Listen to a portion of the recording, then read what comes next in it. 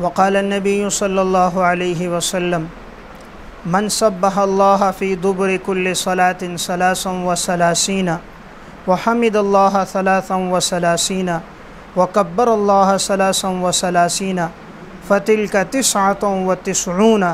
وقال تمام المئة لا الہ الا اللہ وحدہ لا شریک لہ لہ الملک ولہ الحمد وهو على كل شيء قدیر غفرت خطایاہ وإن كانت مثل زبد البحر رواہ مسلم صدق اللہ العظیم۔ حضرت ابو ہریرہ رضی اللہ تعالیٰ عنہ سے روایت ہے کہ رسول اللہ صلی اللہ علیہ وسلم نے ارشاد فرمایا کہ جو شخص ہر نماز کے بعد 33 مرتبہ سبحان اللہ، 33 مرتبہ الحمدللہ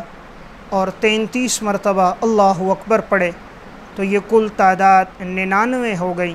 اور پھر آخر میں لا الہ الا اللہ وحدہ لا شریک لہ لہ الملک ولہ الحمد وہو علی کل شیء قدیر پڑھے تو 100 تعداد مکمل ہو جائے گی۔ آپ نے فرمایا ہر نماز کے بعد جو ان اعمال کا اہتمام کرے گا غفرت خطایاہ، اللہ اس کے گناہوں کو مٹا دے گا، وَإِن كَانَتْ مِثْلَ زَبَدِ الْبَحْرِ، اگرچہ وہ سمندر کی جھاگ کے برابر کیوں نہ ہو۔ تو گفتگو چل رہی تھی شریعت میں بعض اعمال ایسے ہیں کہ جس کے ذریعے اللہ انسان کے گناہوں کو مٹا دیتا ہے، تو اس میں 22ویں نمبر پر ہے ہر نماز کے بعد تسبیحات پڑھنا۔ تو ہر نماز کے بعد 33 مرتبہ سبحان اللہ، 33 مرتبہ الحمدللہ،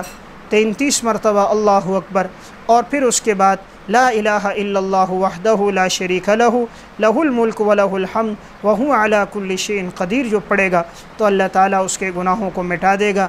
سمندر کی جھاگ کے برابر بھی گناہ ہو تب بھی اس کے گناہ معاف ہو جائیں گے۔ اس لیے ہم میں سے ہر ایک اس بات کی کوشش کرے کہ ان تسبیحات کا اہتمام کرے تاکہ اس کے ماضی کے گناہ جڑ جائیں۔